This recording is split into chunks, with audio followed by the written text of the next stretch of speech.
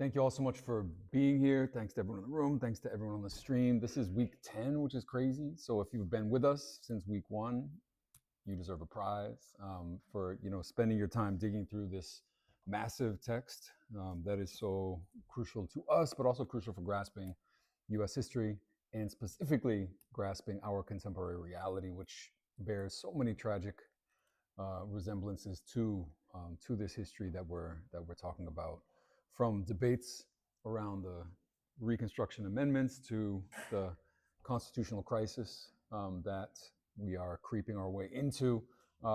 There's a great deal in this text that really we need to understand, and that's why we read it so often. And one of the most important pieces for us to read, particularly when we're thinking about how we understand Reconstruction and the importance of Reconstruction as a project, is the chapter that we read last week on South Carolina, right? Chapter 10 on the Black proletariat in South Carolina, recalling that Du Bois had wanted to initially call this chapter the dictatorship of the Black proletariat. And the reason that he was tempted to call it that is precisely because this was the only state with a Black majority that during Reconstruction saw that majority translated into political power, right? Majority Black representation in the legislature. And therefore, this made it a really important case study for what radical Reconstruction could do and how we would understand the sort of essence of radical Reconstruction as a project, right? And this has a lot of different aspects, one of which, a crucial one, is this piece about who benefited from Reconstruction, in South Carolina. And Du Bois documents the way in which everyone benefited from this project. It was a universalizing project. It was a project that sought to improve the lives of poor whites, of women, of children, of people with disabilities. It provided the basis for the very first basis in US history for significant investment in public education, public health. It was oriented and geared toward equality in a radical way. And all of this made it an important example of the sort of truism, I think, for some of us, that what happens when you put the most oppressed people, those with the least to lose and the most to gain, into power, what you have and what you find is that those people are less geared toward legislating, creating policy for their own particular interest, and they're more interested in abolishing the system of inequality more generally, right? We talked a little bit about how this is an extension and expansion of what we could identify as Marx's understanding of the proletariat as a universal class, right? The class that does not seek its own particular interests, but governs for everyone, right? And in this sense, it was particularly important to understand this aspect of Reconstruction because there's this paranoia among elites and among white elites in particular. And I think we see this repeated in many senses and in many different ways throughout history. The paranoia is that if Black people come to power, they will, engage in a policy of vengeance and retribution against those who enslaved them and those who oppressed them, right? This was not the case in Reconstruction. If anything, what we find transhistorically is the fact that people who have been oppressed don't really go out of their way to engage in violent retribution, because they often go about rebuilding the world in a better, direction. And that's definitely the case for Reconstruction. Du Bois, again, had wanted to call this the dictatorship of the Black proletariat, but he withdrew that title because he realized that it didn't exactly reach that point, right? It didn't reach the point of a sort of ideologically clear and self-directed use of the Black vote to govern on the basis of and for the sake of labor, although it tended in that direction, right? It was really important for Du Bois that it tended in that direction, and that tendency toward the dictatorship of the proletariat simply didn't last long enough. It wasn't sustained long enough. It wasn't upheld as long as would be required for a transition toward something closer to a communist society. And also because in that tendency, we find the reasoning and the justification for the withdrawal of support from the North and the ultimate downfall, right? Recall that Reconstruction was made possible by a sort of devil's compact with capital in the North.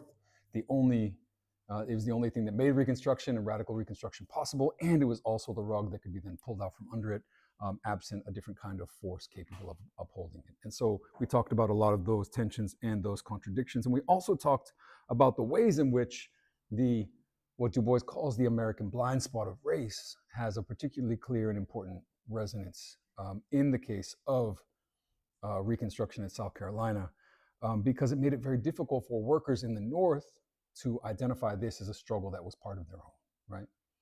And that's especially important to understand because we're talking about a historical moment that is simultaneous with the Paris Commune, right? So you have workers looking across the ocean for inspiration in Paris when they could be looking south to South Carolina, but they're missing that point. The racial blind spot blinds them to it.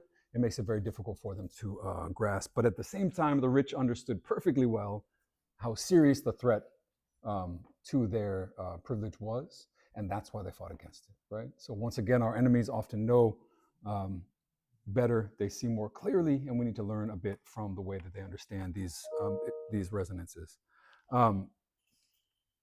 Today, we're moving past South Carolina, and we're doing a sort of whirlwind tour of the rest of the states of the South, the way that Reconstruction played out. We talked a little bit about the way that these pieces were framed, and you know, the South was a lot bigger than South Carolina, and so Du Bois's sort of whistle-stop tour across the entire South, which you see picks up speed the quicker you go on, and he's dealing with states very quickly, sheds a great deal and incredibly important light on what we could understand is the radical unevenness of the terrain of the South and the consequent unevenness of the resistance that it gives rise to. And I say that word consciously. This is one of multiple times that I'll say, you know, I'll speak of Walter Rodney tonight, but Walter Rodney uses the term unevenness as a way of understanding and providing a key concept for third world revolutionary Marxists to think about capitalism on a global scale and what that means for resistance against it. And so it's important to understand the way that unevenness plays out across the South, right? The way that it shapes the structure of slavery in relation to capital in the South, and the way that it then shapes the possibility and the potential of, of resistance. The way that it complicates the categories, even the ones that Du Bois has already given us, black worker, white worker, and the planter. We'll see these complicated on the state-by-state level. The way that it complicates the general strike, which occurs in a very specific kind of geographical way in the way that he had presented it. And in short, how different material realities and different material terrains give rise to different possibilities and different levels of education, communication, different levels of organization of the class and the struggles that emerge. And again, these are often overlooked chapters of the book. So it's really good and important that even if we're doing this quickly, to be moving through some of the different pieces that emerge through this complex vision that Du Bois provides of all these states and the geography of oppression and resistance, the uneven social and economic geographies that he maps out in the broader swirl of this struggle around Reconstruction. Now, this difference becomes very clear as soon as we turn to Mississippi and Louisiana. And you can see it very clearly right from the titles, right? If Du Bois spoke of the Black proletariat in South Carolina, he also speaks of the Black proletariat in Mississippi and Louisiana. But he says very clearly here how in two other states with Black majorities, enfranchised labor led by educated men and groups of their own blood sought to guide the state as to raise the worker to comfort and safety, and failed before land monopoly, the new power of imported capital and organized force and fraud. And this is the Black proletariat, right? If you flip forward to just look ahead to Alabama, Georgia, and Florida, he's speaking of the white proletariat, right? There's already something built into this title, and there's a difference between this Black proletariat in Mississippi and Louisiana that does not manage to consolidate power, and the Black proletariat in South Carolina that that does. So we're talking about the Black majorities that fail. But he begins with an even stranger statement when he turns to the state of Mississippi. The very first thing Du Bois says in this chapter is, Mississippi has been called a peculiarly typical state in which to study Reconstruction. Peculiarly typical. And the paradoxes really don't end there. Mississippi was also what he refers to as a curious state that he describes as the center of the Cotton Kingdom. But he goes on to describe it. And so one of the questions is it the center of the Cotton Kingdom despite or because the fact that his description that he immediately gives of capitalism in Mississippi or of slavery in Mississippi doesn't sound anything like the way he described the system of slavery previously in states like Virginia, states like South Carolina, the Old South in the center of the Old South. So right in the middle of 431, the first page of the chapter. Mississippi was in all respects a curious state. It was the center of a commercialized cotton kingdom. The graciousness and ease of the plantation system had scarcely taken root there. Mississippi plantations were designed to raise a profitable cotton crop and not to entertain visitors. Here and there, the more pretentious slave manor flourished, but on the whole, the level of the state in civilization and culture was distinctly below that of Virginia and South Carolina, and it smacked more of the undisciplined frontier.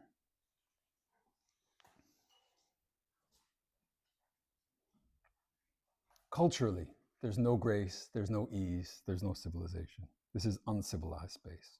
Economically, as he puts it, this is a form of slavery that is designed for profit and nothing else.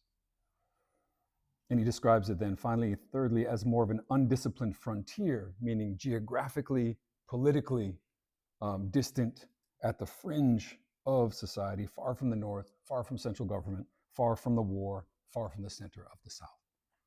All of this is very interesting. In other words, these states, and here I'm pointing toward the fact that Louisiana carries many of these characteristics as well. These were very different from the portrait that Du Bois had already painted of the planter class of the South, right, in chapter 3. Kind of an undifferentiated picture of the planter, which he saw as decadent, as aristocratic, as patriarchal, not in the gendered sense, but patriarchal in the sense of considering himself to be the father of this sort of flock, including enslaved people, including women and children. He described the planter class as geared toward consumption rather than production and rather than profit, right? The circuit, we were sort of playing with the sort of Marxist transition to capitalism as a transition to, from the creation of commodities for consumption and sale to acquire other commodities, right? A commodity-based kind of circuit to a profit-based circuit, right? In which profit is the actual goal, right? What Marx describes as MCM, this sort of transition from and the creation of, it's sort of the production of products to increase profit, right? That was not the way that Du Bois had described the aristocratic, the feudal planter of the South, right? He described them as existing to consume. He described them as existing to put on elaborate parties, right? To engage in conspicuous consumption. And precisely to exist to put on those airs that we would identify with feudalism. This is when Du Bois was talking about what it was that put slavery both at the center of capitalism, but also made it very, very different from the capitalism of the North. And he was trying to mark out this difference. And what's interesting here is that now he's describing a form of slavery in relation to capitalism that's different from what he had already laid out, right? This is the sort of very capitalist slavery, right? This is slavery that is integrated into and looks a lot more like the brutality of profit-based capitalism. So again, maybe thinking of Walter Rodney and borrowing loosely from concepts that he used similarly, but not in exactly the same way, we could say something like there's a difference between slavery in the service of capitalism and what Rodney then calls capitalist slavery, right? Both of these are marking the ways that slavery is transformed under the capitalist system, so-called modern slavery, so-called racialized chattel slavery. But there's something different happening here that also runs in parallel to another idea that I just want to throw in. This is, not the place to go all the way into it, but what Marx describes as full subsumption, right? In the transition toward capitalism, you have this moment in which capitalism is not simply buying products from existing craftsmen and then marketing them and selling them, right? You're talking about capitalism transitioning into industrial factories, right? Rather than buying existing buying from existing circuits of production, it's incorporating and reshaping that production into being a more capitalist mode, right? That's the process of subsumption, right? Bringing production into capitalism and making it look more capitalist, right? So there's something like that happening with the way that Du Bois is describing slavery here, but the way he's describing it very specifically in the deep, deep South, right? So the geographic difference that Du Bois is trying to map out. And the cultural differences don't end there either. They cut to the heart of the kind of ideological justifications and ideological contradictions of the slave system, which relied on that vision of patriarchal care, right? We talked about the ways in which, paradoxically, as slavery becomes more threatened in the 1800s, the justifications for it have to sort of be repeated more and more frequently, right? The idea that people are happy in slavery, they want to, have the care of this sort of master, all of these things. This patriarchal myth becomes very important toward the end of slavery, but this also has its geography, right? It's built on a model which existed, again, which was a myth regardless, but which existed primarily in the old South, right? And this is where we get the phrase being sold down the river, right? When you hear that phrase, that is a phrase that is derived from the threat of being sold from just regular, so-called regular slavery into something much more brutal, right? That's where we get the phrase, and it speaks to the fact that everyone knew that to be sold down into the deep South, onto these vast and brutal plantations that were sort of, again, existed for the sake of profit and nothing else. You could call them factories. You could call them plantation factories if you want to. C.L.R. James will use that kind of language. That meant a fate worse than, or very often including death, right? That's what being sold down the river meant. And so you're mapping out this unevenness as well in the hegemonic and ideological justifications for the slave system, right? If they rely on a justification of patriarchy in the northern part of the South, the old South, that justification, of course, becomes thinner the further south you go. It looks more and more like open brutality and a more honest form in which the only goal, of course, is the extraction of as much labor as possible. That itself has an economic basis, right? And it's important, I think, to identify that because Du Bois is not simply talking about what are often painted as cultural differences, right? You can read, I was reading a book recently that talked about the different sort of cultural nations that existed in this part of the country, the so-called tidewater of people that came over from England and tried to reestablish a kind of aristocracy around Virginia and North Carolina, in contrast to the sort of culture of the deep. This is not purely cultural, right? It's the cultural manifestation of a brutal form of capitalism that relies on expansive access to land, that is based in and relies in many parts of history on the easy access to the importation of more and more enslaved people, even when it's outlawed, right? Smuggling ports, the entry of new slaves. All of that leads to a very different form of production that Du Bois is describing. And the brutal honesty about that violence, again,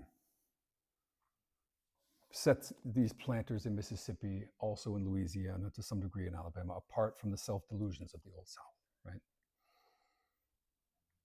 But as a result, it also made them more stubborn in their defense of this system because they were fearful of retribution. He quotes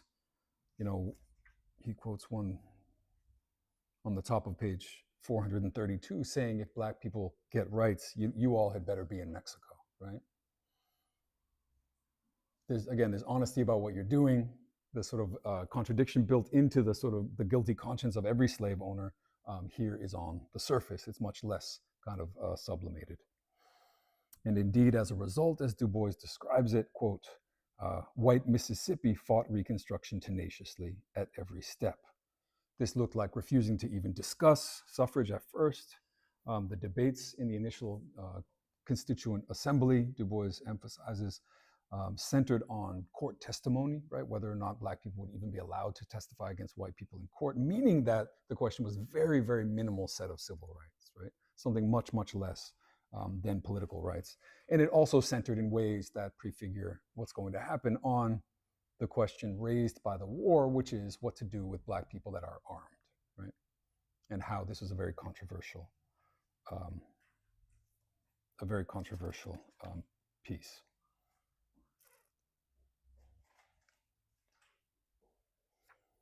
Now, once Reconstruction began, this is sort of right, but this is after Johnson comes to power. It's before Reconstruction really kicks in. They're fighting this sort of tooth and nail.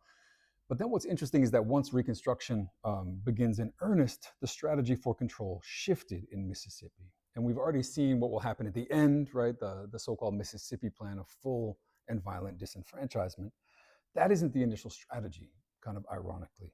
And as Du Bois describes and recognizes, what's very interesting is that Mississippi went further than many other states in using the Black vote to maintain control, right? In planters allying with Black people who had been enfranchised, embracing that vote on some level and manipulating it and controlling it in an attempt to maintain their own power, and to do that in particular against the rising power of poor whites, right?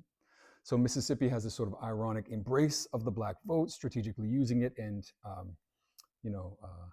manipulating it. But for Du Bois, what's interesting is that this isn't actually ironic at all, because it relies on the discipline and the geographical control that the plantation provides, right?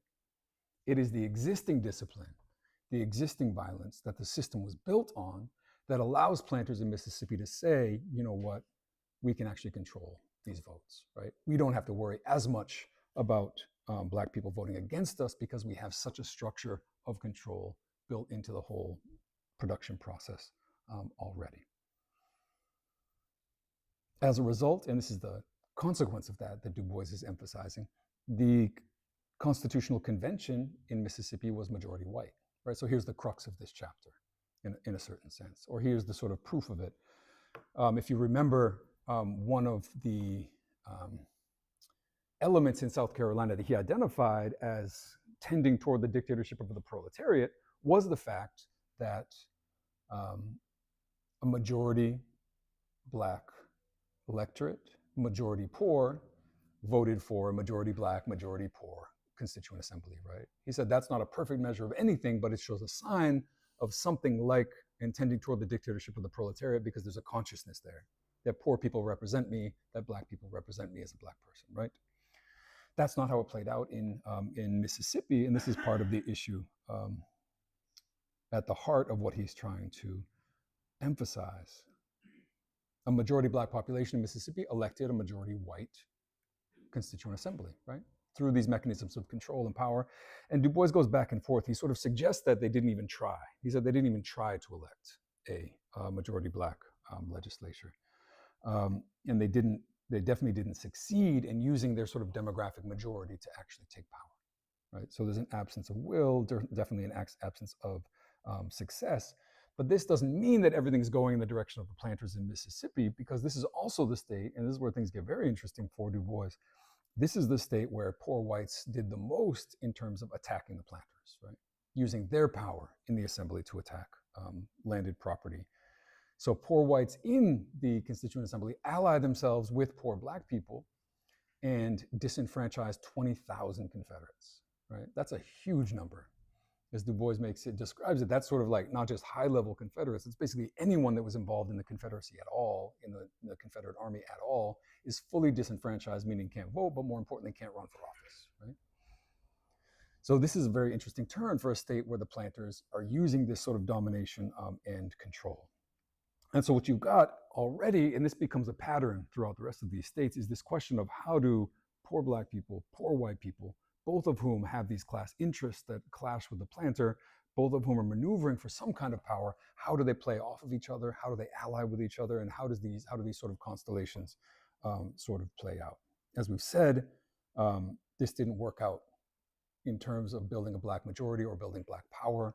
And as Du Bois puts it, once the disenfranchisement of the planters carried out, poor whites ignored Black people, right? They sort of brought them into this coalition and then ignored them. And as a result, they had some power, as Du Bois puts it, but in his words, they, quote, never controlled Mississippi. Instead, they served as a kind of wild card that motivated kind of fears and anxieties among the planters in particular. And it sort of swung back and forth between this fear, this classic fear that goes way back to the 1600s of fear, of a sort of alliance of proletarian elements between white and Black. Or on the other hand, a fear by poor whites that plantation owners would be able to successfully manipulate and ally with the black vote, right? Again, both of these are sort of very ironic, pieces. Du Bois' ultimate verdict, right? Again, black people, despite being majority, through these mechanisms did not take power in Mississippi, as he put it. This is on 449, if people are looking at the text. He says, here was no labor dictatorship or dream of one. That's actually really interesting, right? And it's important to him, right? Again, he said in South Carolina, he had said there's no labor dictatorship, but there was a dream of one, right? There was the possibility of one. Here there was not. White labor, and this is the Mississippi Plan, this is the rollback of Reconstruction, white labor took up arms to subdue black labor and to make it helpless economically and politically through the power of property.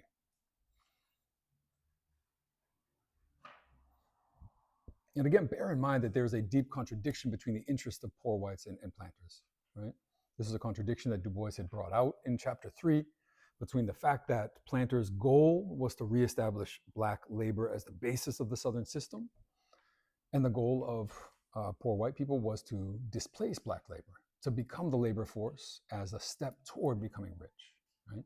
So they had directly contradictory interests. So when this alliance comes that rolls back Reconstruction, it's one that Du Bois sees as a deeply contradictory one, right? Poor whites sacrificing class interest, sacrificing their own interests in the service of white power. And white labor took up arms to subdue black labor and to cement that, right?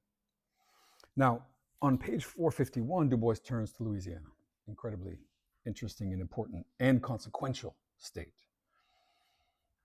Again, we don't want to downplay the importance of any states, but Du Bois goes from most important to least important for reasons that we kind of know. And it turns out that Mississippi and Louisiana are incredibly decisive, right? And it's important to note the way that Du Bois approaches the question of Louisiana on the top of page 451, right? What's the first thing he writes? Louisiana comes into the possession of the United States because of Toussaint Louverture and the Blacks of Haiti.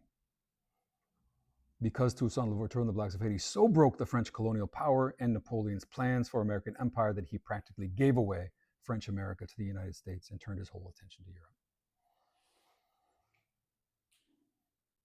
That's incredibly interesting, right? It was the Haitian slaves turned revolutionaries who can be credited with forcing the hand of someone as great as Napoleon, the emperor.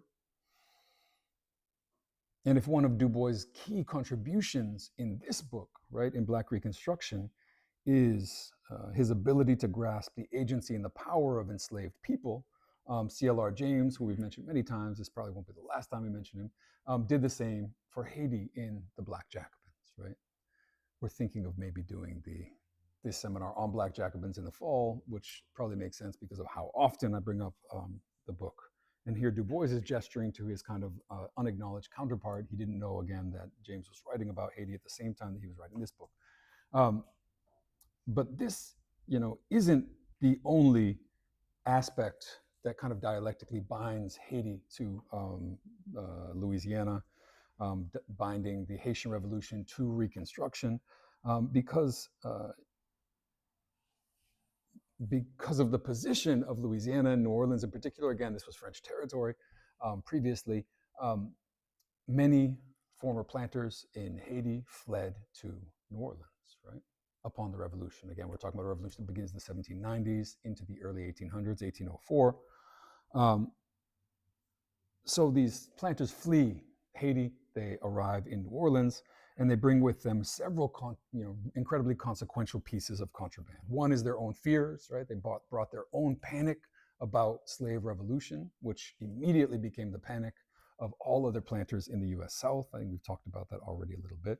They also brought with them enslaved people, which is a sort of double-edged sword, right? They're bringing them, of course, they're bringing them as enslaved, but those enslaved people also brought with them an understanding of the revolution, stories of it, stories of the inspiration that was behind the Haitian Revolution. And of course, what was if Du Bois had mentioned in South Carolina that what most scared the planters, and that what most scared the white South was not the failure of Reconstruction that they claimed, the corruption, the debt. It was the success, right? This is the crux of why Haiti has to be erased from history, right? Because of its success, because it wasn't just a revolt or rebellion, but because it was a revolution, because it sought to build an alternative order in all of its own contradictory ways, but those had to be erased. So enslaved people arrived with some of that inspiration as well, which also spread simultaneously. So you've got Haiti spreading in the US South is like a dream on the one hand and a nightmare on the other, depending on who you're asking. And when you fit that into this chain of rebellions that's happening in the US South, right? From Gabriel's revolt, which is happening during the Haitian Revolution, to Vesey's revolt, Nat Turner's rebellion in 1831, these are all, interestingly though, located up in the Old South. And we hear less about the 1811 German coast uprising near New Orleans. Again, 1811, less than a decade after the success of the Haitian Revolution. And this is a sort of revolt around New Orleans that is inspired by the Haitian Revolution, right? That seeks to build on that model. So this is part of the sort of wild dialectics that are flailing across the ocean during this compressed series of years. Of course, all this makes Louisiana very distinct, very different. We know that Louisiana and New Orleans in particular are still very distinct and very different. But at the same time, Louisiana is very like Mississippi in one key aspect that makes it unlike and sets it apart from what he calls the Southern South. And again, that was the brutality of the slavery involved, the brutality of this most capitalist form of capitalist slavery, in which owners, and here Du Bois is very clear, is in the middle of 453. He says, even the system of slavery in Louisiana differed from the Southern South, and many slaveholders frankly made it their policy to work the slaves to death and buy new ones instead of taking care of the old and sick, right? Slavery reaching its most brutal form of destroying even the human labor that it understands to be property, right? That it understands to be its own property. So New Orleans, or not New Orleans, but Louisiana is the absolute height of this.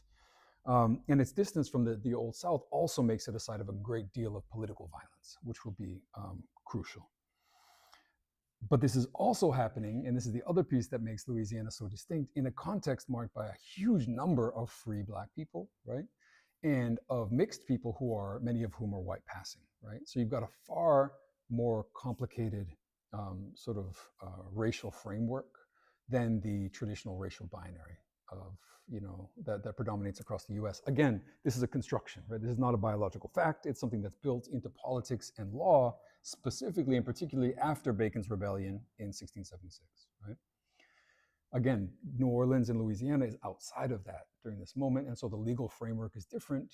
The structure for the imposition of that binary is different, and so it remains and it retains a different kind of structure. So you've got this context of incredible violence, incredibly brutal forms of slavery, at the same time and in the same context as many free Black people who are, again, many white passing, many highly educated, many influential writers and journalists, some anti-capitalist newspapers being circulated among sort of Black, residents of New Orleans and Louisiana. Many of them also refugees from Haiti, right? This is a very complex and contradictory situation that leads to many attempts, even in the run-up to the Civil War, to violently expel free Black people from the state, right? Again, part of the imposition of the binary has to do with eliminating what Du Bois understands as the contradiction of the free Black person. If you're trying to institute a system that says slavery is racial and people are inherently, in a hereditary way, bound to it, you have to eliminate the contradiction of free people. And that contradiction is the sharpest, as Du Bois puts it, in Louisiana. So this is already happening in a very complicated way. And Du Bois refers to this as an intricate social tangle that also spills over into the complexity of the white population as well. He describes it as introducing barriers to unity among Black people in Louisiana. This is incredibly important in Haiti as well. The question of how do you unify people who are enslaved over here and people who aren't over here, right? You have a barrier of very important privilege in which people who are free will defend that privilege of being free, even if it means sacrificing people who are not. Right? That's a huge contradiction that has to be overcome through struggle. But even more important for Du Bois are the contradictions that exist among the white population of Louisiana, which he describes in a great deal of sort of colorful language. He says, of course, there were planters, the standard sort of planter class. There are also what he puts capitalists and adventurers, a host of traders, capitalists, and adventurers who had come down during and just after the war, who many regarded more or less as harpies. He speaks of the scalawags, and we'll talk more about scalawags and carpetbaggers. Carpetbaggers come down from the north in support of, on some level, abolition and black votes. Scalawags are Southerners who convert to that position and embrace it and support it strategically. He also speaks of so you've got capitalist adventurers, scalawags, planters, gamblers, and 10th-rate politicians preying on the people, men who pursued no occupations but preyed on black and white alike as gamblers and 10th-rate politicians, drinking and swaggering at the bar, always armed with knife and revolver, largely recruited from the descendants of the old overseers of antebellum days. So you've got a bizarre mix among the white population as well. But all of this is fueled by what Du Bois describes as the dread. This is on the top of 471. This is actually a quote. It's not Du Bois's words, right? A dread of sinking to the social level of the blacks. The dread in turn bred hatred, and it was from this class, instigated very probably by the class above them, that the Colfax and Conchata murders took their unfortunate rise. And we'll talk about that more in a minute. But here you've got, again, the sharpest expression of white poor fear, right?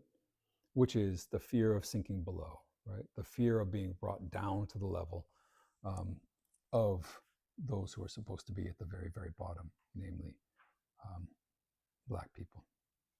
And so Louisiana epitomized this dread and epitomized the hatred that grew out of this dread. It was at its sharpest in this territory. And it coalesced precisely around the question that we've mentioned before about what Du Bois describes as arms in the hands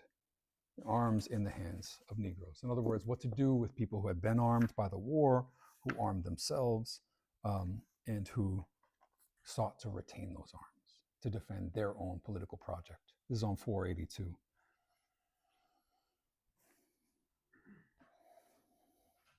Arms in the hands of the Negro aroused fear both North and South. Very important to emphasize that. Not that the Negroes could not and would not fight. This was a question during the war. For these same blacks, largely under their own officers, had beaten back Louisiana whites at Port Hudson and Milliken's Bend. But it was the silent verdict of all America that Negroes must not be allowed to fight for themselves. They were therefore dissuaded from every attempt at self-protection or aggression by their friends as well as their enemies.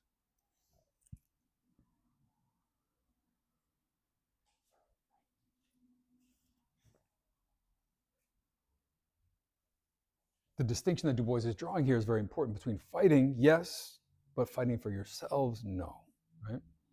And again, we try to head that off a little bit in previous conversations about the trajectory that Du Bois could be seen as sort of tacitly upholding, which says that people walking off plantations in the general strike walked into the Union Army, right?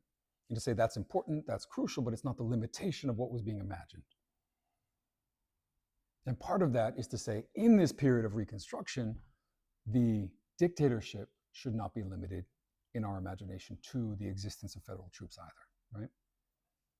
That dictatorship could, and these are questions that were raised last time, could and should be upheld by the self-organized arming of black militias, capable of defending communities, capable of allowing for black suffrage to be protected and maintained, right?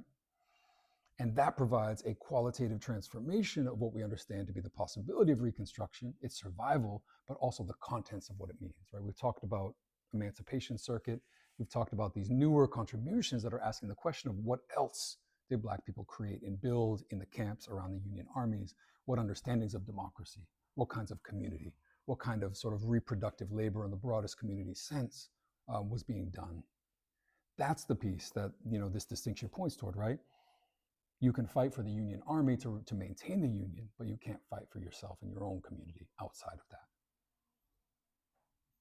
Now, like even from the perspective of the North that had wanted for the South to be defeated and the planters to be crushed, that was a short-sighted, conflation, right?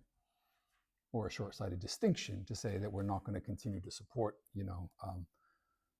the self-arming and the self-defense of Black people. But this is, important to emphasize a trajectory that runs right up to the present, right? The long history of armed self-defense in these territories that Du Bois is talking about specifically. So there's this question of armed Black people creating and feeding on the hatred and the fear and the, that is especially endemic to poor white people who are afraid of losing their kind of status. All of this makes Louisiana the heart of an ongoing war. As Du Bois puts it, so-called Reconstruction in Louisiana was a continuation of the Civil War. The whole story he's kind of telling, where you've got the war, and then you've got the victory, and you've got the Reconstruction, and Reconstruction ends with a resumption of violence. That does not apply in Louisiana, right? The war never stopped. The violence never stopped. In fact, it's a constant back and forth when you read his account of Louisiana between elections, fraudulent elections. Federal troops are sent in to sort of uphold the actual result of what would have occurred during the elections. Federal troops, go home. There's more fraud. There's more political violence. All of this is sort of a permanent feature of what's happening in Louisiana, and that's incredibly crucial, and speaks to the existence and the location at the very edges of political power, right, and the very shaky rule of law that entails. And we see this most clearly in the massacre at Colfax, 1873, in which former Confederates and Klan members slaughtered surrendering Black militiamen, right? And it's often pointed to as the first racial massacre of the Reconstruction era, but it's not accidental, right? This was the Klan disarming armed Black people. That was the point of it. That was why it happened. That was why it happened where it happened. And it was incredibly consequential. Again, the existence of force, some kind of what Du Bois calls brute force, is all that makes Reconstruction possible. And the enemies of Reconstruction understood that. So that's 1873. And then 1876, which we've spoken of in terms of the sort of rough end date for Reconstruction. We see this open warfare in Louisiana tipping the national balance in ways that are really astonishing. We've talked about the 1876 Compromise again. There's a contested election. A Republican is given the presidency on the agreement that he would withdraw troops from the South. This is the compromise that ends Reconstruction. But what we find is that this election was contested because of Louisiana. Troops were never enough to quell the ongoing war in Louisiana, and the election itself on a national level hinged on the decision in Louisiana, which was being held up by white terrorists, right? They refused and strategized in conjunction with the Democratic Party in Congress. They mounted a filibuster. All of this was to sort of hold off the declaration of a final result in the election in 1876. And this is what produces the compromise. So it's very interesting to see Louisiana actually as the sort of decider in this crucial moment. And also, again, as revealing the fact that Reconstruction had never really been peace, right? And had always been a process of ongoing war. So in their own ways, Mississippi and Louisiana are so central to the story, but they're central as atypical cases, right? Peculiar cases, as Du Bois puts it. Peculiar in that they are distinct from the understanding of slavery and its relationship to capitalism that even Du Bois had described as typical of the South.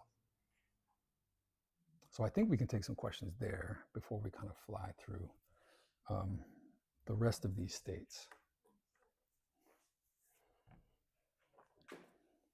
Folks have some questions, thoughts?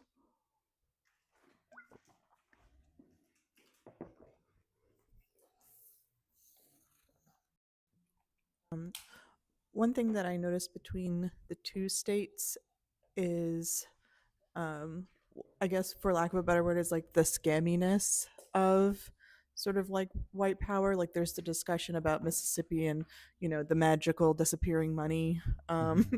like from universities and Yeah. that kind of thing. And in Louisiana, I found like the mention, and you kind of brought it up, of like kind of like hucksters coming in to kind of like put the spin on, just like for like whether it's like a short term access to power, or short term access to money, and then Mm-hmm. to be able to run off. I don't know, it just that feels like a a core part of America's identity. Like that's not where it started and it's not Yeah. where it ended. But I'm kind of curious, maybe your thoughts or other folks' thoughts on sort of like Mm-hmm.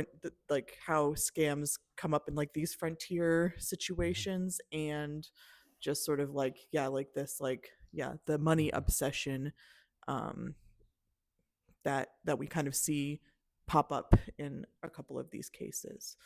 Yeah. No, it's a super interesting question. And there's a few really interesting things to say about it. One is that, again, Du Bois, what I often describe as the sort of defensive work that he's doing is to say, listen, Reconstruction is described as corrupt. That corruption is used to discredit it, right? It's corrupt. The corruption leads to mass indebtedness. The states are insolvent. They can't pay their bills. All of this leads to elections in which the Democrats come back to power, right?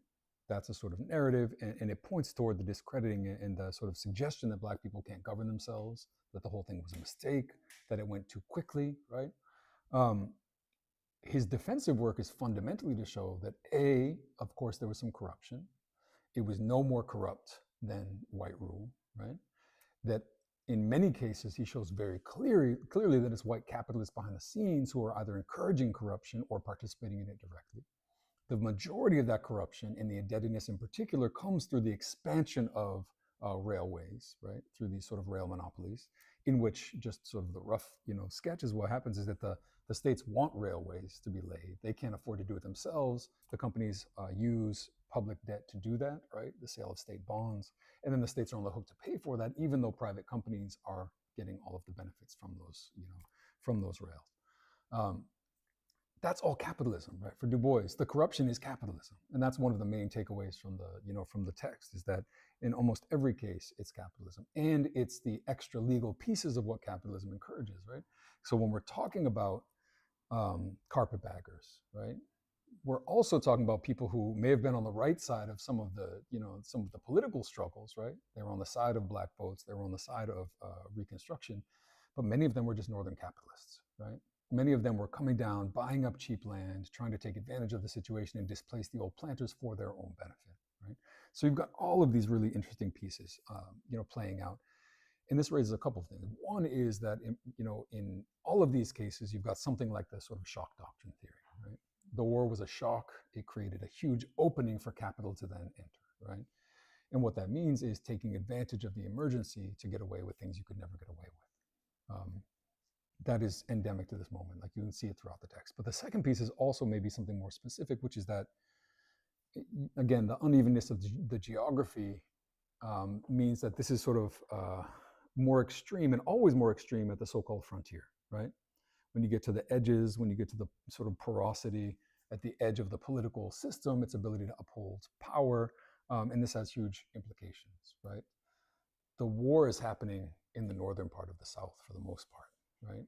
I mean, it comes down through Georgia, of course, but we're talking about places at this point that are largely untouched by that at first, right? And we've talked about the ways in which this meant people not being informed that they were free, right? People not being informed that the South had lost, that they, so all of these pieces of this sort of uneven geography, I think, are built into that, right? Yeah. What else?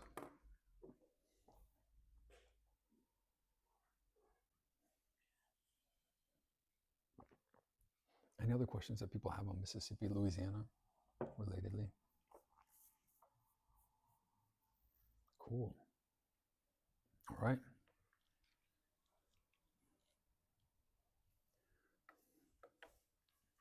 we will move more quickly through the other chapters. Again, we don't want to reproduce the sort of too much, the fact that these are chapters that people don't often read because there are lots of interesting and important things to sort of draw out of them.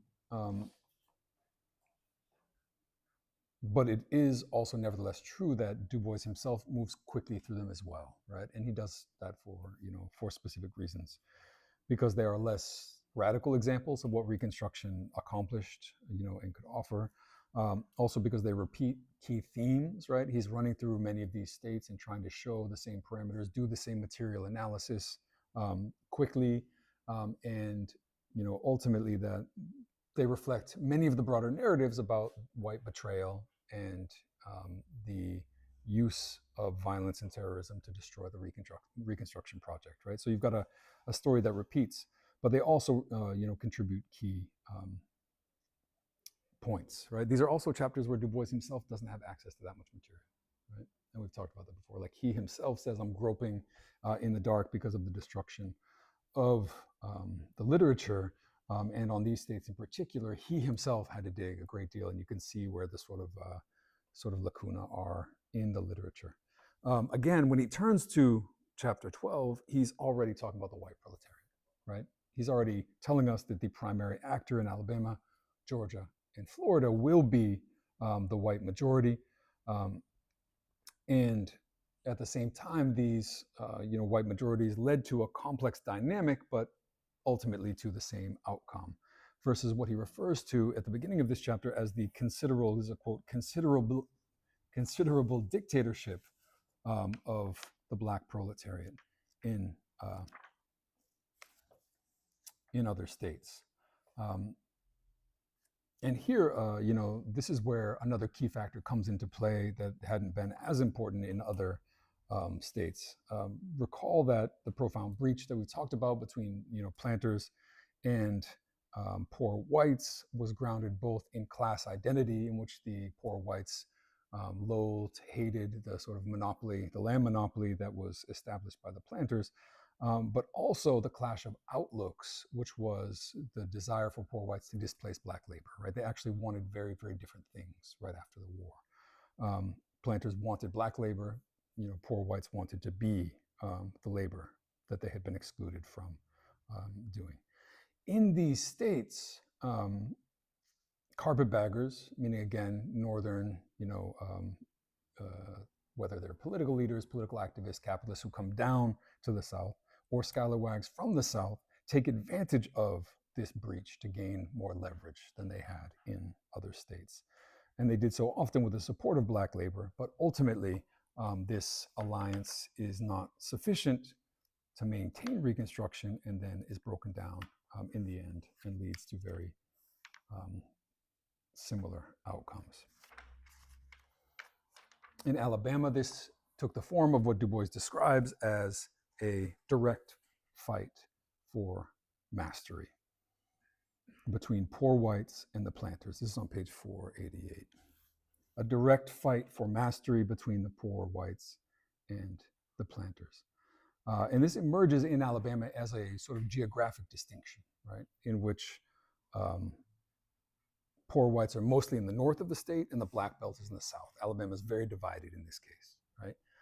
So you have it, acquiring this sort of geographic importance. And this forces, in many ways, an alliance between planters and the black labor, black laborers, which actually leads black planters to support suffrage, right? Which leads planters to support black suffrage, right? It's the planters themselves who are arguing that black people should be able to vote because they see their bigger threat being the poor whites, and they require the support of this labor force. Of course, they thought that they could control, the black vote. That was certainly their plan, but again, carpetbaggers and scalawags are able to intervene. There's a brief period in which carpetbaggers, scalawags, and poor whites are able to, ally with the sort of support of some poor blacks and create a sort of break or in that, in that structure, but it doesn't last, right? This is in many ways the story of um, the story of Alabama, and then the same script plays out, right? You've got accusations of corruption, accusations of fraud that leads Democrats to sort of gain power again. Much like Alabama, Georgia, in Du Bois's words, clung to slavery and had a much larger white majority, which led to a situation in which, as Du Bois puts it, this is on page 500, both parties appealed to the poor whites, the conservatives through race prejudice, and the Republicans by class prejudice. Right? A situation, in other words, where demographically poor whites are the vast majority leads to a sort of bifurcation in which both parties are trying to appeal to them, trying to win them over, right, and open embrace of the distinctions that would lead to the ultimate downfall of the project. And it plays out very much, in very similar terms to what we see in other states. But I want to draw your attention to page 506. This is one of the pieces that really needs to be drawn out of these chapters. And here we have this very interesting passage, right? And I'll start from a little further up above, where Du Bois writes, this is about 1/3 of the way down page 506. The Negroes in the General Assembly seem to have had a special interest in correcting the methods of maintaining and managing the penitentiary of this state. Representative Turner offered several resolutions for the reform of the system. This penitentiary system began to characterize the whole South. In Georgia, at the outbreak of the Civil War, there were about 200 white felons confined at Milledgeville. There were no Negro convicts. Since under the discipline of slavery, Negroes were punished on the plantation. The white convicts were released to fight in the Confederate armies. The whole criminal system came to be used as a method of keeping Negroes at work and intimidating them. Consequently, there began to be a demand for jails and penitentiaries beyond the natural demand due to the rise of crime. Federal officials began the custom of leasing the convicts to private persons for work. This was expanded, this is further down, which began the horrible system of convict leasing and gave to the state a profit in crime, not to mention the vast profits that came to the private contractors. Naturally, as he then adds, there's a whole lot going on here that will kind of disentangle. Naturally, as he adds, this leads Black legislators to offer a bill for the abolishment of the penitentiary system. This is an incredible passage. He's talking, he sort of like tucks it in here in a conversation about Georgia, but it's a far bigger question. And he says it's far bigger, right? He says the penitentiary system began to characterize the whole South. This is really basics of abolitionist history in the US, right? Namely the fact that the prison was not for Black people prior to the Civil War, it was for white people. Why? Because white people were the only free and legal subjects who were understood to be responsible for their actions on a legal level, right? And because the discipline was carried out on the plantation, right? And again, during this period, something very similar, but by no means the same, something very similar exists for white women, right? Who are not subject to legal discipline because they're subject to patriarchal discipline in the home, right? Only legal subjects, free legal subjects, are understood to be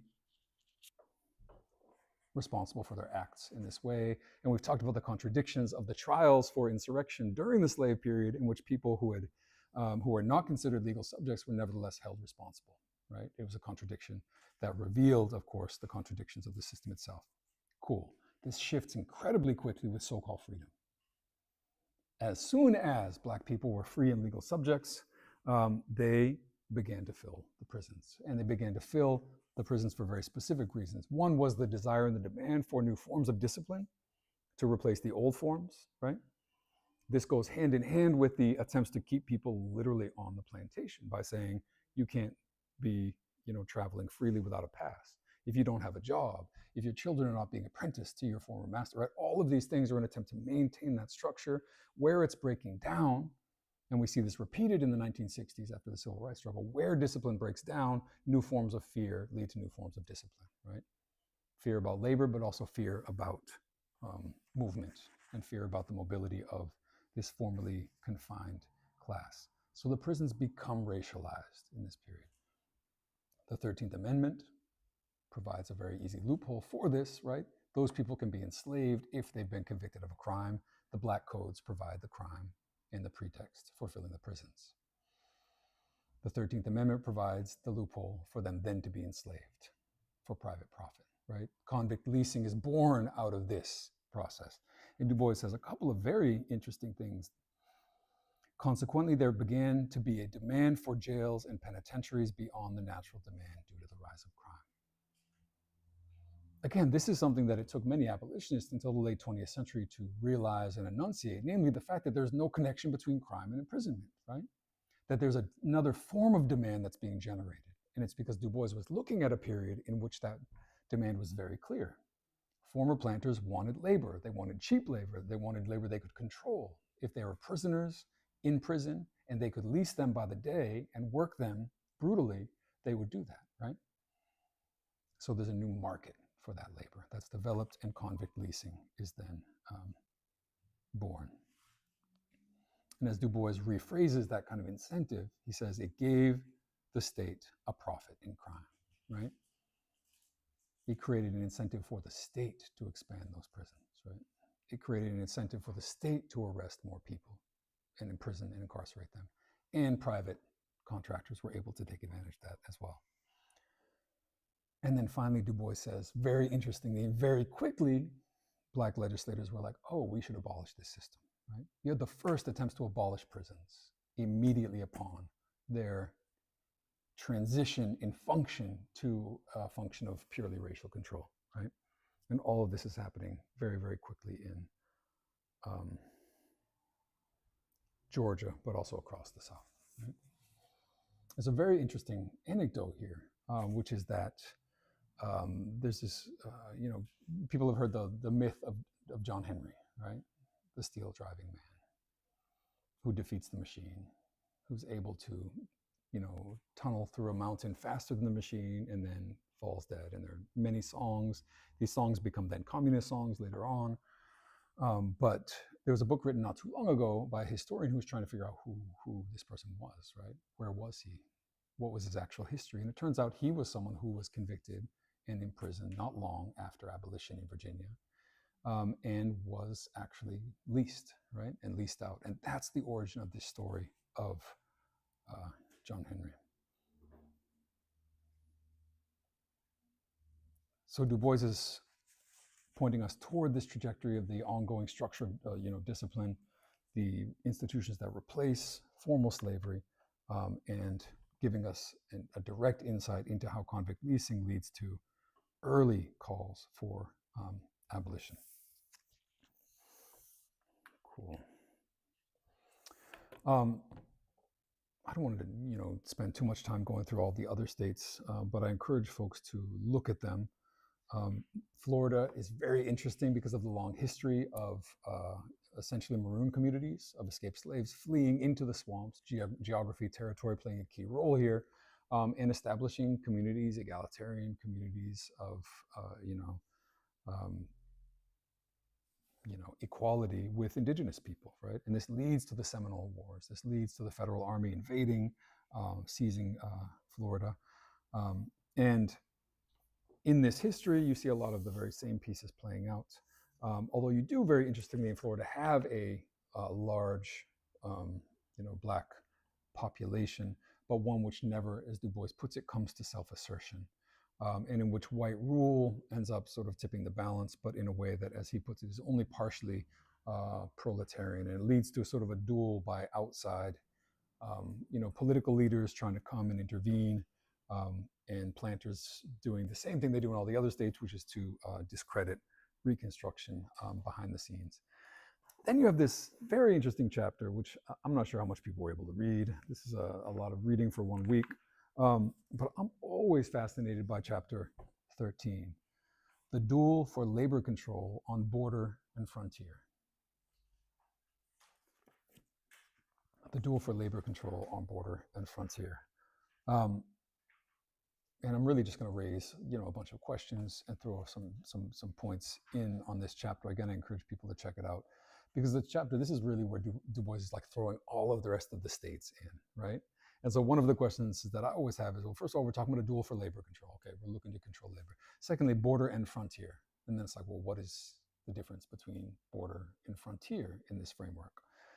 And then in the summary, he says how in North Carolina and Virginia, in the border states and on the southwestern frontier, the dominant white worker after the war sealed the fate of his fellow black laborer, right? It's a catch-all description.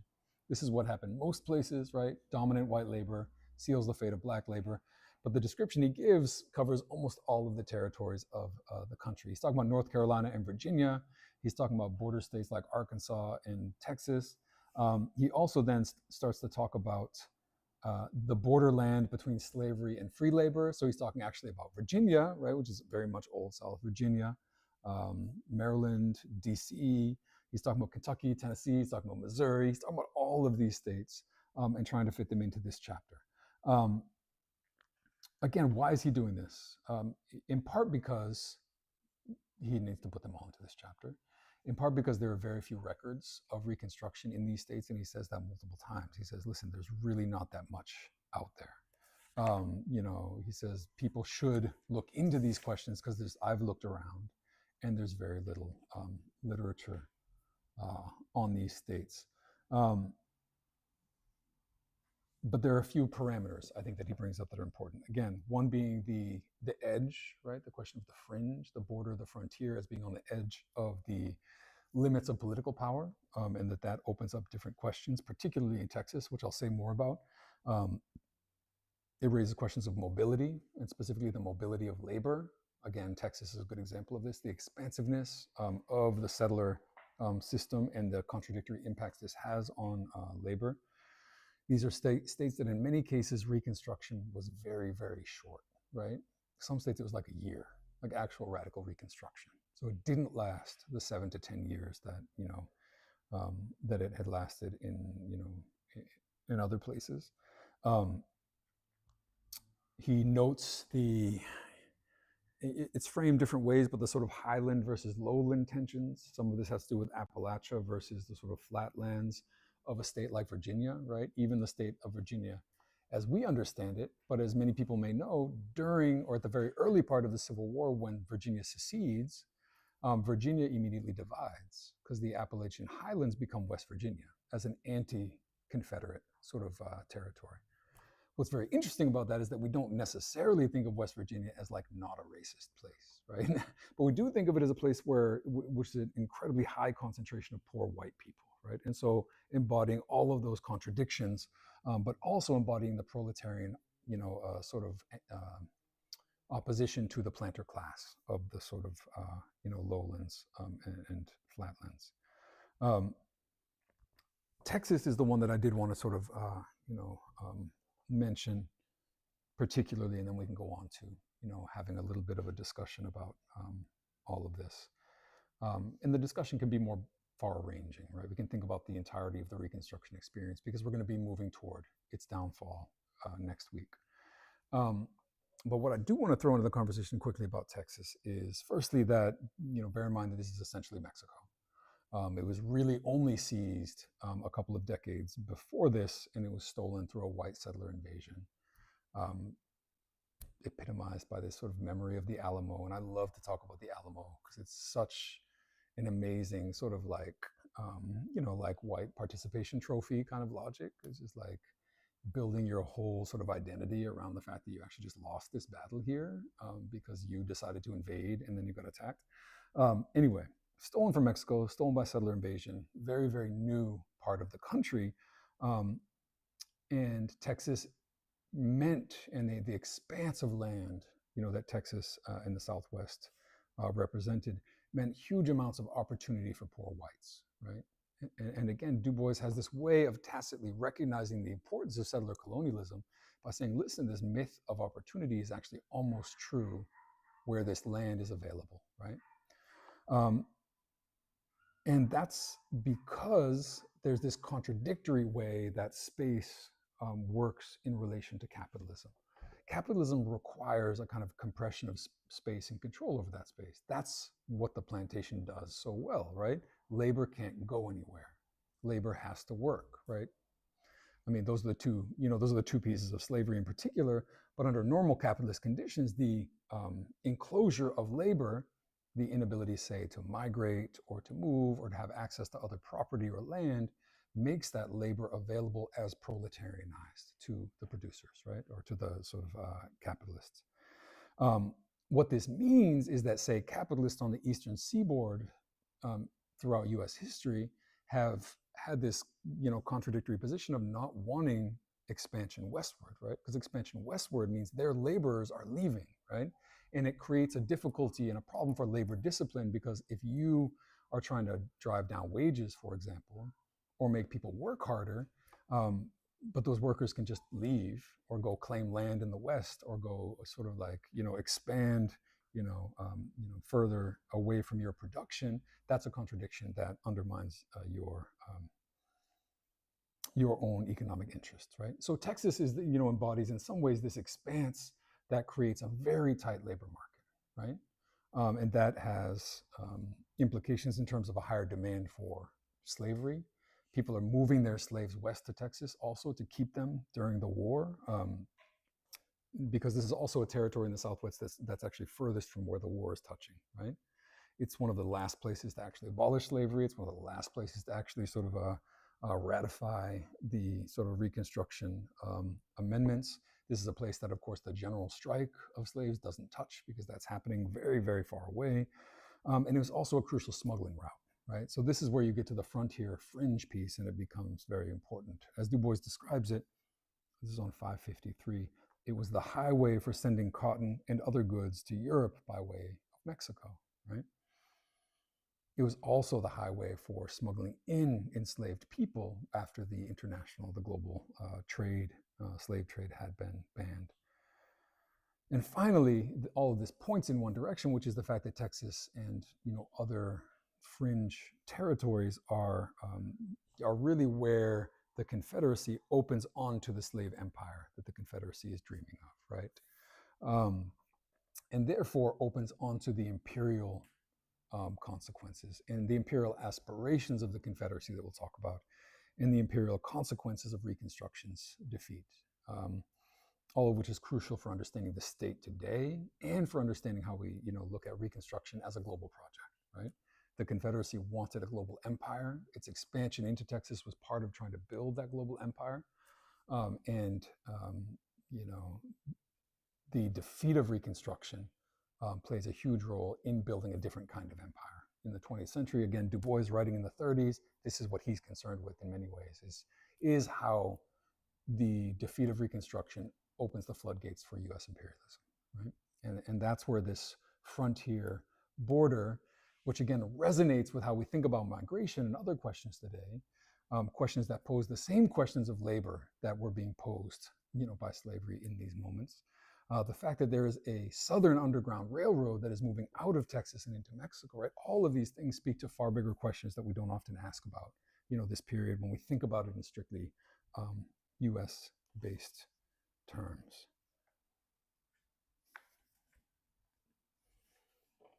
Again, next week we'll think more about the defeat of this project, right? On 577, though, Du Bois repeats, right, points he's made previously. Here, then, is a sketch of the part which Negroes took in the Reconstruction of various southern states, together with some indication of their action along the border. It is incomplete and for that reason inconclusive, and yet no one can read these records and the documents upon which they're based without concluding that this was a perfectly normal development, that these Black men were ordinary men who, according to their training and experience, and particularly according to their economic condition, did extraordinarily well and do not deserve in the slightest degree the contempt and unbridled abuse that's been put upon them. They were not primarily responsible for the exceeding waste and corruption in the South any more than the laboring class was to blame for the greater waste and dishonesty in the North. They were not proven incapable of self-government. On the contrary, they took decisive and encouraging steps toward the widening and strengthening of human democracy. It is only the blind spot in the eyes of America and its historians that can overlook and misread so clear and encouraging a chapter of human struggle and human uplift. Next week, we'll talk about the counter-revolution of property. He's already explained the broad parameters of the defeat of Reconstruction. And that's when where we're really going to get into sort of the mechanisms of it, the ways in which it was dismantled, the sort of violence that was involved, and the logic of whiteness that is built into that sort of project. So please dig into that for next week. We have only 2 weeks left, which is kind of crazy to think. But y'all are almost to the end. And the next 2 weeks are much less reading than this week. So that's a bit of a blessing. Let's close out with whatever questions you all have. Again, these can be broader questions. These can be questions about, and again, about what's really important is the way that Du Bois arranges these chapters and the states in relation to each other, right? Because that really reveals how he understands them, how he understands the constellation of power, the different classes, the way they operate, the sort of micro dialectics and sort of complex struggles that are going on in each state as expressions of broader dynamics. So I would love to hear what you all are thinking.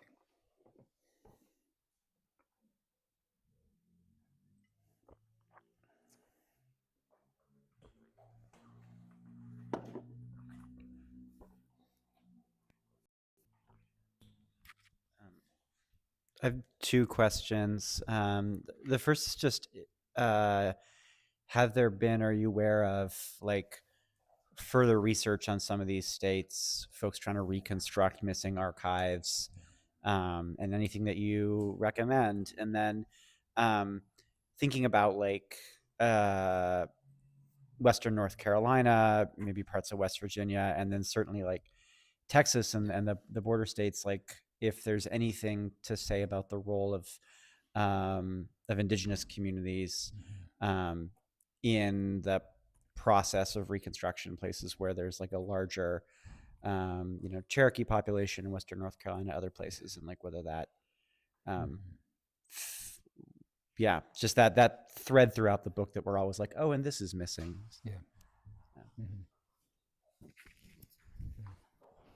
No, that's a great question. So broader research in general, and then broader research in particular on indigenous questions, 100%. I mean, I'm not sure that I'll be able to name a lot of it here. Du Bois himself, and this is important, I think, to understand, was part of a trajectory of, not limited to, but honestly, it was communist historians that were doing a lot of this work, right? He's building on a lot of this, people like Herbert Aptheker and others who were pushing back on the sort of, the Dunning School of historians that were doing many things, right? In this case, discrediting Reconstruction. In other cases, insisting that enslaved people were happy, that they weren't resisting. There was very little resistance, right? This sort of trajectory of historians is one to sort of like dig into and look into, but also to understand the fact that Du Bois was part of that, right? He wasn't just doing this out of nowhere. He was doing it to contribute to this sort of counter-historical, project that was being built largely by communists, large C communists, small c communists. So there's a great deal of that literature that was even emerging around the same time, but that certainly has emerged since. Again, there's probably so much to say, but I really always want to direct people to Gerald Horne in particular, who's one of the more recent sort of, communist historians, and who has written incredible books, all the way from the counter-revolution of 1776, to the apocalypse of settler colonialism, and a recent, huge book on Texas, right? Which is probably more, and we're thinking about Texas in particular, a great place to start. I haven't read the whole thing yet still. I actually want to sit down and read it. But, so yeah, I think there's a huge amount of, so-called revisionist historical literature on the Civil War that can help flesh out these questions. On the indigenous question, similarly, Du Bois, and we talk about this regularly, he's sort of thinking about these questions a little bit, probably not, enough. I always am very interested, again, in this border and frontier chapter, to think about it like he's talking about Indian territory in some senses. This is going on simultaneously with very contradictory projects around indigenous people in the US. And I say contradictory in the sense that they were marked as progressive incorporation of indigenous people as individuals, but that was premised on the destruction of communities, right?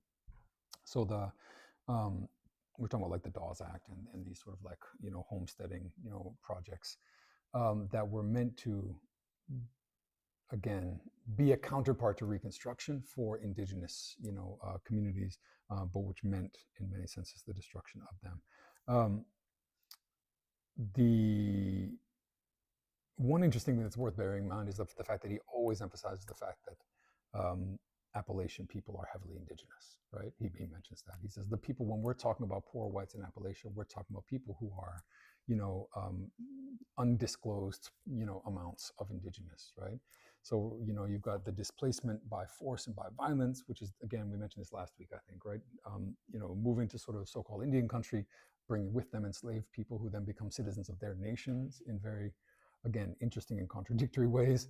And then you've got the incorporation of indigenous, communities into the Appalachian sort of, into the Appalachian people, which again, I think we know there's so much more to be said about like West Virginia and Appalachia in general, but is really emblematic of a lot of the deep, deep contradictions that Du Bois is trying to describe and chart, but which are also, these are also radical potentialities, right? I mean, I don't need to, explain too much about the ways in which Du Bois sees poor, forgotten, excluded white populations, particularly in these, western parts of, say, Tennessee, western parts of North Carolina. I mean, think about the mass flooding, right, in like western North Carolina, right? And I remember thinking during the floods, it was very interesting because even mainstream news was saying remote western North Carolina. And you're like, it's the year 2025, right? And you're describing an area, not a few hundred miles from the, eastern seaboard as remote, like, and so remote that rescue crews can't get there, right? It's just a really, really interesting, piece of the country to sort of, retain an amount of sort of nuanced emphasis on. But cool. What else? Are there other things people want to talk about? So we have a question in the chat from David, regarding the new Jim Crow by Michelle Alexander and how we've neoliberalized the cruelty of the prison system since the 70s, while also expanding those afflicted to a broader poor class. How do we tie this context for liberal white people to understand why abolition, Reconstruction, and reparations, now that it affects not just people of color? And they also said, I'm thinking about the Georgia section and how like Cop City is being expanded in the Atlanta area. Mm-hmm. Yeah. I mean, it's a great question, right? It seems to be raising a lot of different pieces. I'll start with the new Jim Crow, right? I mean, I'm definitely, it's very interesting. So the new Jim Crow, if people haven't read it, it's a very, very famous book that came out some years ago by Michelle Alexander. Took a lot of flack for different reasons. One reason was, well, you're comparing, you're trying to say that prisons are like Jim Crow when these are different historical institutions, right? Or, the similar, and this is a similar argument, people that would say, well, don't compare prison slavery to sort of slavery. Don't say this is a new slavery because it's a different kind of institution. That criticism, I actually don't find all of that, all that convincing. Because I think, like we're just really stuck and tasked with the idea of understanding the fact that these are a chain of carceral institutions that emerge out of and as a replacement for slavery, right? They aren't the same institution, right? Like they aren't the same institution, but they're literally designed and emerged to do the same work, right? And so I just don't know, I don't understand why it's so hard for people to recognize the fact that we do need to be able to compare institutions across different historical periods, and that there's nothing random about, the fact that these two periods are being sort of compared to each other. If anything, the new Jim Crow is too generous, right? To say that, mass incarceration is like legalized segregation in the US South is an understatement, right, in terms of what is actually being done with it, right? And if anything, it should be more closely, compared to slavery, understood not strictly as an institution of production, but also an institution of control, right? And those various mechanisms of control that were built into it. Now, threaded through that trajectory are some very, important transformations, right? The fact that, as Du Bois emphasizes, the general strike matters because enslaved people are at the heart of the economy, right? They occupy a strategic position in the production of the U.S. South, right? That is no longer true, right? That fluctuates over time, but particularly in the 20th century, you've got a trajectory of the reincorporation of many black workers into the labor force around World War II, and then the expulsion of those laborers from the labor force. That period coincides with the period of mass incarceration, right? Also because of resistance, organization, radical and sort of revolutionary movements, right? So there are serious economic transformations that are happening, right? So that by the time you get to mass incarceration, the goal is not fundamentally cheap and accessible labor, because the sort of outlook when it comes to black labor is that it's unnecessary to the development of the capitalist economy in the 1960s and 70s. Of course, that leads to different institutions. Of course, that leads to a situation of mass warehousing of people who are surplus, right? Who are no longer necessary to that production. But again, we need to understand the way that these institutions can do much the same work in terms of disciplining, in terms of control, and that's simply the case that they do so in different contexts. What's very interesting about that long historical trajectory of the 20th century is that in many senses it brings black labor back toward a point of convergence with the long history of the indigenous question, right? Which is, what does it mean to be outside of, the settler colonial project, right? And so I think there are very interesting, confluences that then can be mapped because of and as a result of that historical trajectory. And for us, the question is always like, how do you organize in that context, which is what the Black Panthers did by saying, we organize the so-called lumpen. We organize in the streets, not in the factory, right? We organize the so-called criminal class, right? That's all part of sort of responding to that. I think I'm getting off the, off the sort of actual point of the question, right? Which was about,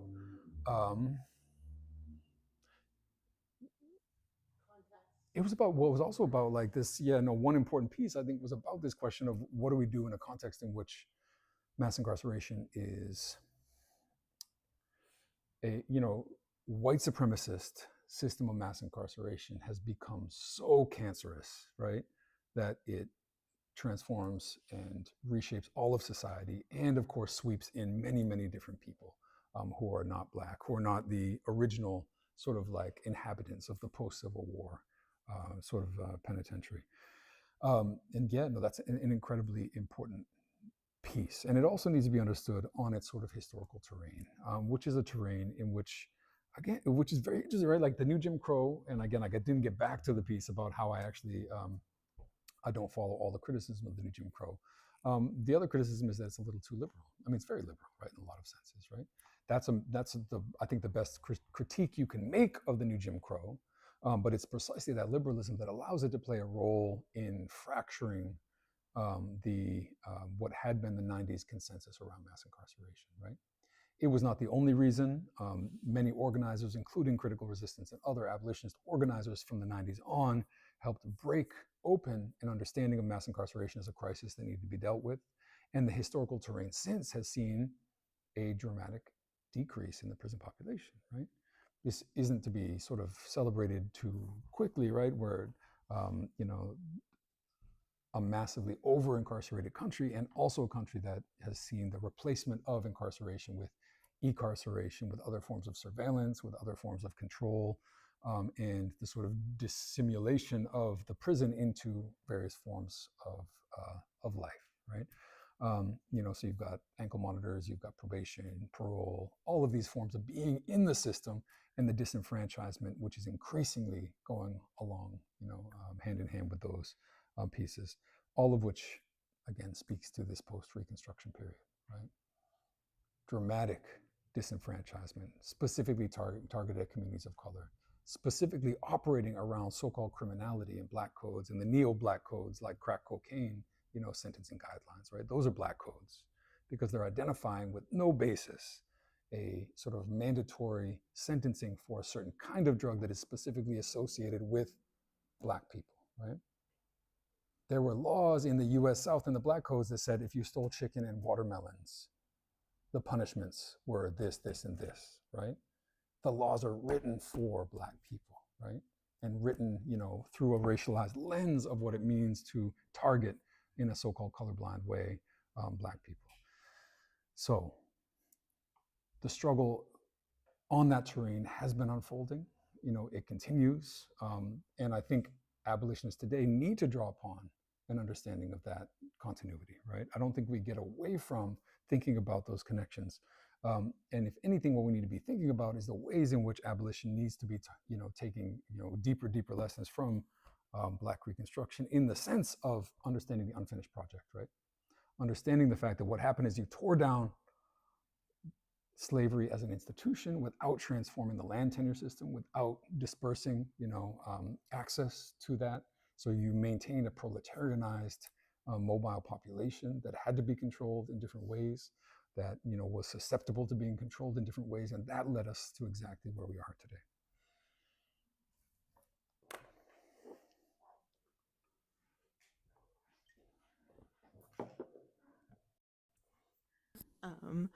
I just wanted to share something that I saw a couple weeks ago, and I was like, "Oh, we're not reading about this yet." But this is from March 26th of this year, which is from Scalawag magazine. Great name. And it's called "They Tried to Bury Him: The Hidden History of Abram Colby," which is about a man who became a politician during Black Reconstruction, and a lot of this information about him came to light like now, now.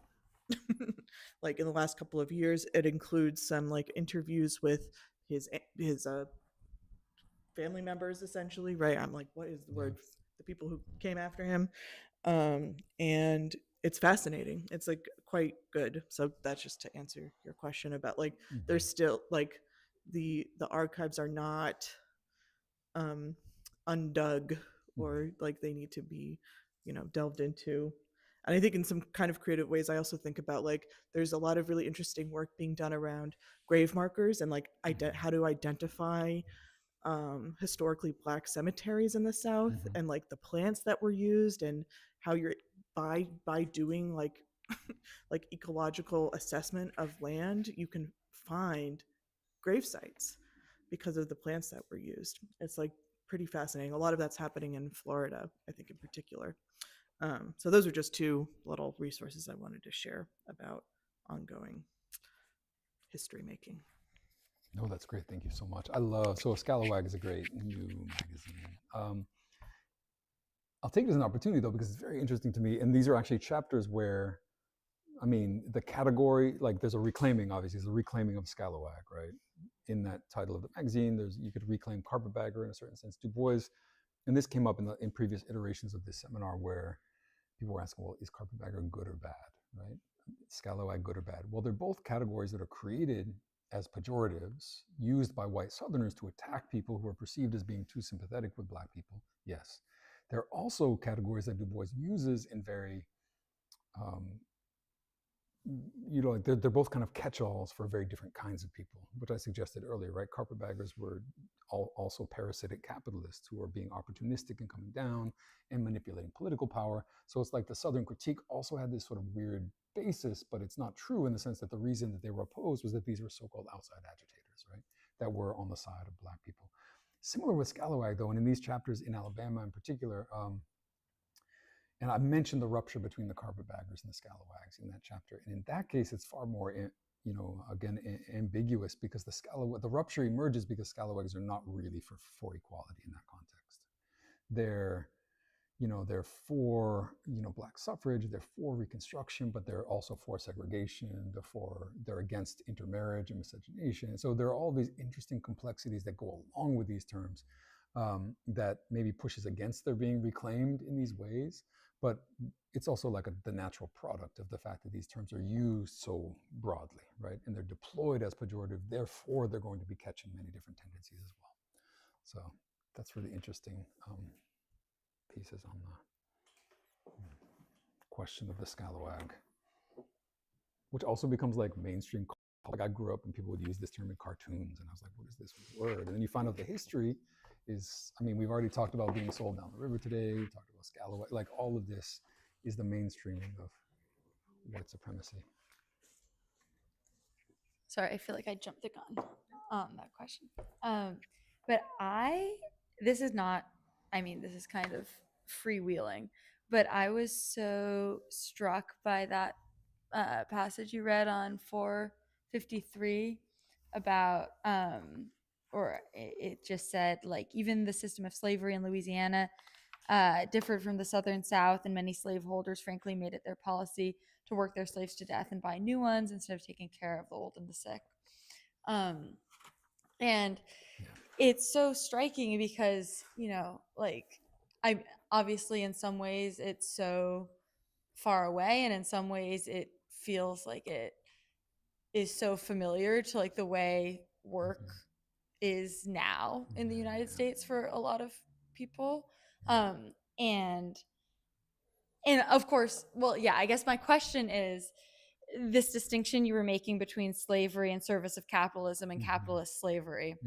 Like, that is very striking, but I don't quite know how to phrase my question. I guess I feel like there's this tension between the, like, not wanting to make comparisons to slavery, kind of like what you were saying, because it's such a uniquely violent and uniquely racialized and kind of uniquely horrific institution.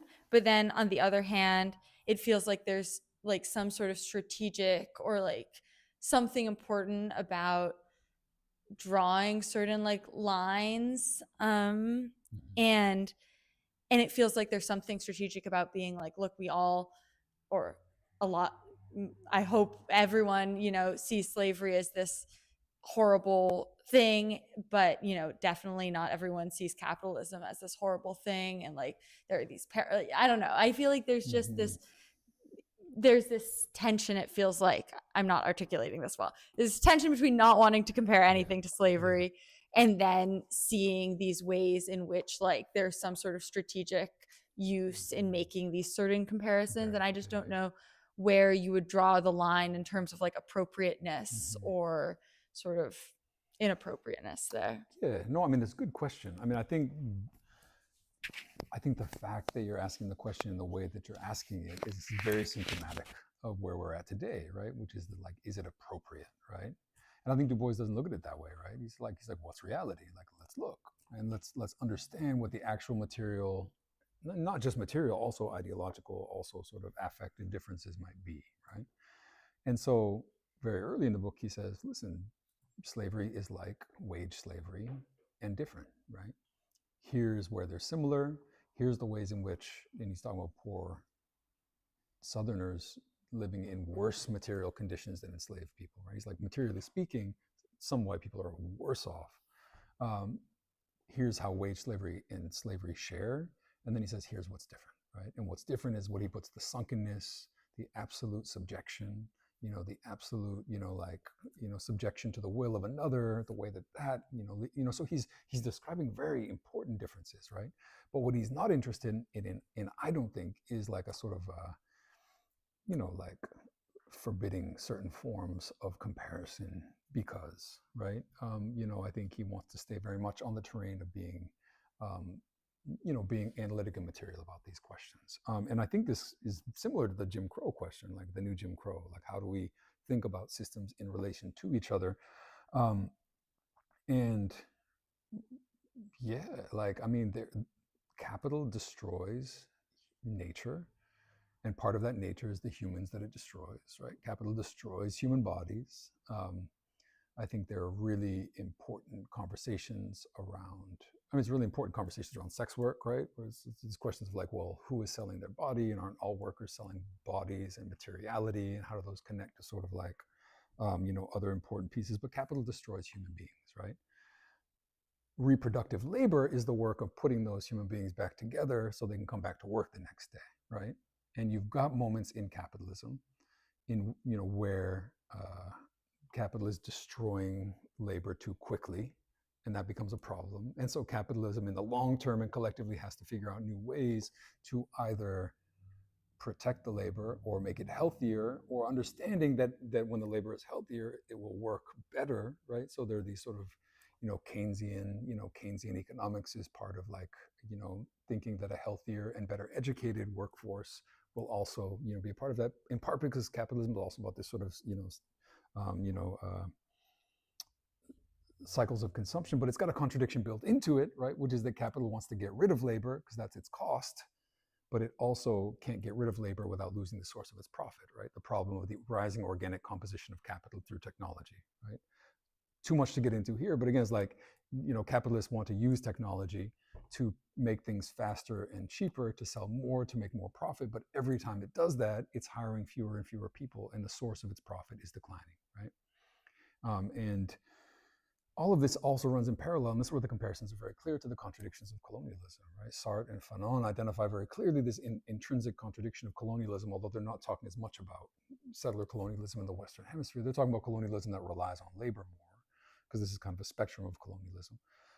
It says that colonialism wants to eliminate the so-called native entirely, but to eliminate the native is to eliminate its own reason for existence, right? Which is the use of that labor for extraction.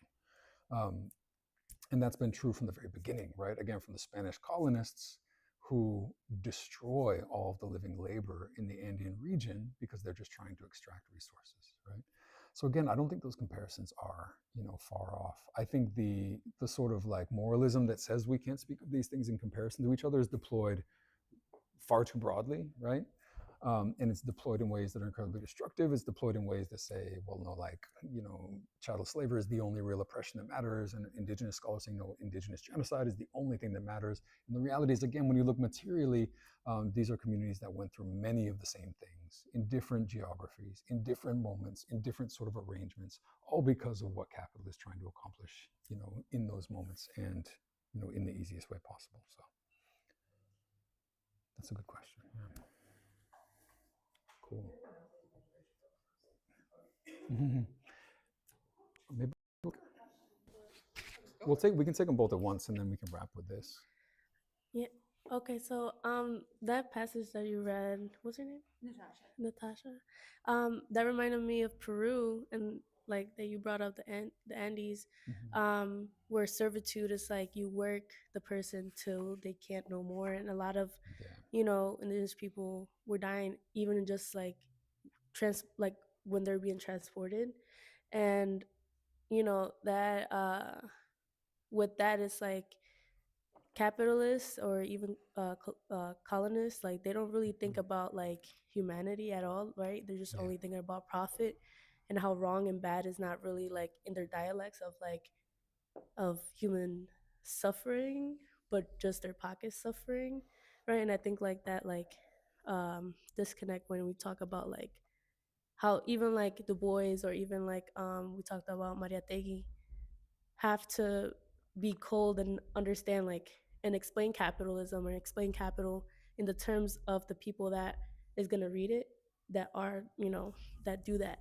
So I don't know, that was just a connection that was brought up in my memory, but yeah. We have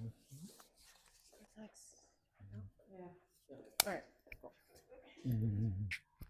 Well, I was gonna say, also responding to Natasha's, is like we have been experiencing this, but we're really at a crucial point of the like obsession with most horrible with regards to Zionism and the use of the Holocaust as something that can't be compared to anything, that can't be anything done in the name of protecting Jews is right because of what happened, the way that other victims of Nazi Germany are like not articulated, not identified, right? Gay people, communists, Polish, whatever. Just like frankly, the majority of the people killed by the Nazi regime are not Jews, and so I think that that's also like I'm sure that we can think of like situations in which kind of like what Gio was bringing up of like right. The genocide of indigenous Americans is the worst, and like there's a danger in maybe like I feel like being precious is not exactly the right way to phrase it, but I just think that like the ethno-state consequences of that hardline attitude we're already living the consequences of that and have been. And, Europe deployed this incredibly cynically, obviously, so that, right, Jewish people were able to be settler colonists in service of capitalism in the West, and also like, have just been given or have just impunity at this point because of, and not exclusively, but in part because of the leverage of trauma porn, essentially. Yeah. And just one more thing is like that, like the psychology of that is so damaging to, like, I just think about like friends who like were taken to concentration camps. Excuse Yeah. Yeah.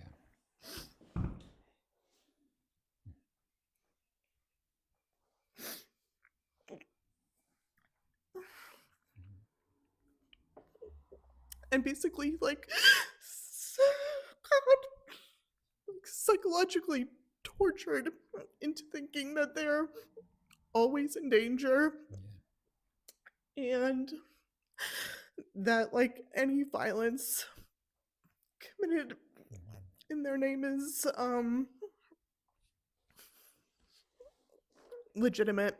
And so it's just like it's a very horrifying and evil way to leverage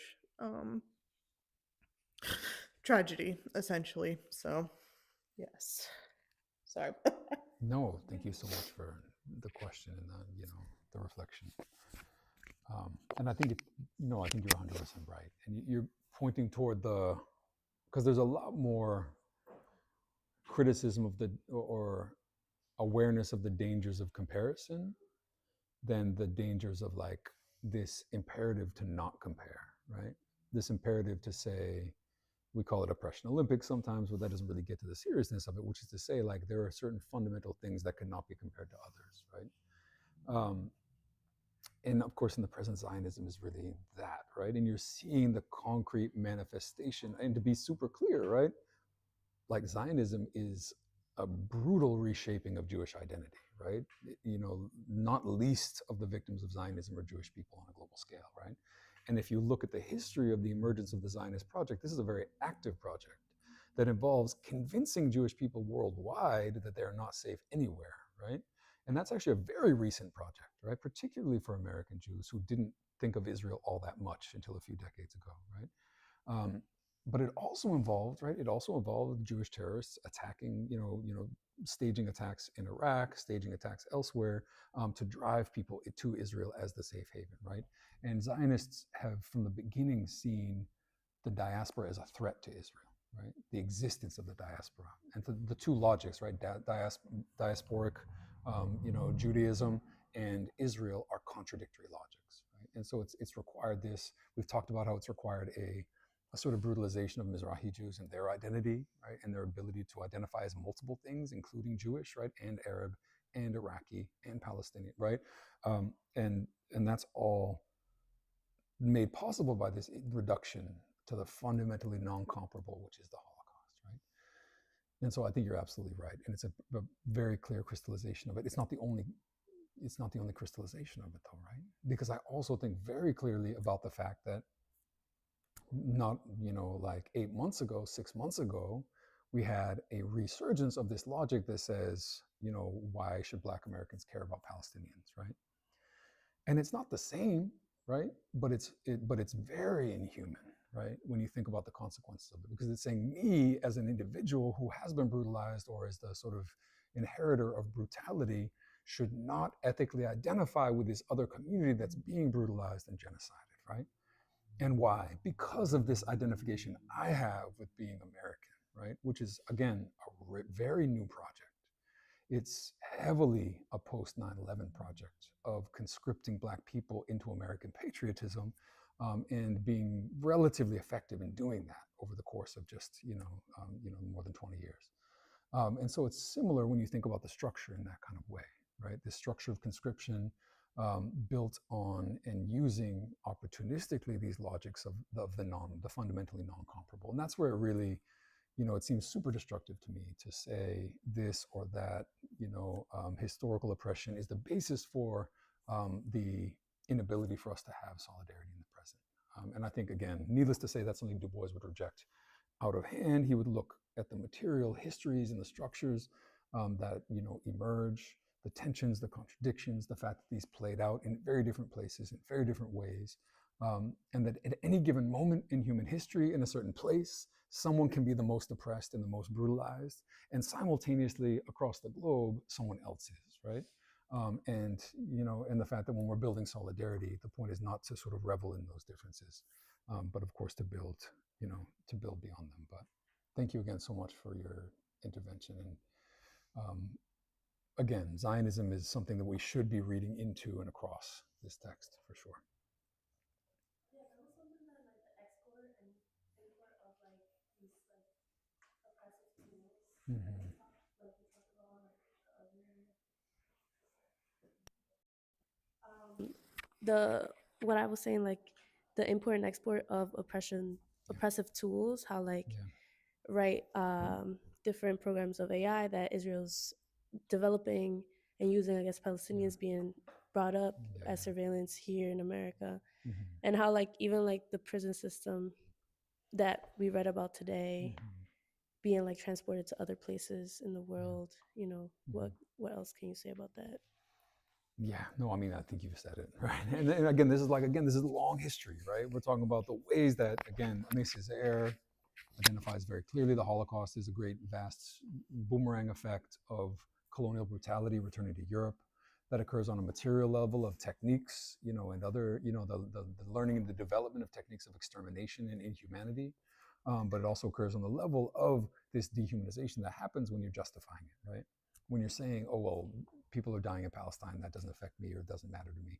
That for Césaire is a step toward the process of dehumanization for yourself, right? You are dehumanizing yourself, right? And that goes hand in hand, of course, over history with this sort of exchange of technologies. The fact that Nazis look to reservations in the U.S. settler colony, the fact that concentration camps were developing in South Africa first, right, to exterminate native populations there, and the fact that these again land in Europe, the fact that that becomes the basis for a second boomerang effect, which is the exportation of European guilds into Palestine, which is creating a new process of dehumanization, right? And I always mention this as well. Discourse on Colonialism by Aimé Césaire is one of the best texts you can look at for thinking through Zionism today, because it shows the fact that, as he puts it, no one colonizes innocently. You will dehumanize yourself if you are engaging in that brutality, but also if you are justifying it. The liberals that justify it, that make excuses for it, are becoming less and less sort of human. They're becoming more and more impermeable to that kind of human ethic. And that's why Israel can only move to the right. That's why it has to. That's why colonialism breeds fascism, right? It's not to say they're the same exact thing. They're different manifestations, but the colonial process of settler, displacement has to lead to more fascist directions, and that's what, that's why the Netanyahu government and Ben Gvir and all of these people are the natural sort of result of that, and natural product of it. Cool. I think we should stop it there. Thank you all so much for being a part of that conversation. Next week, less reading. We're getting toward the end. We have 2 weeks left, so I look forward to seeing you all to discuss the counter-revolution of property. See you there. Thank you.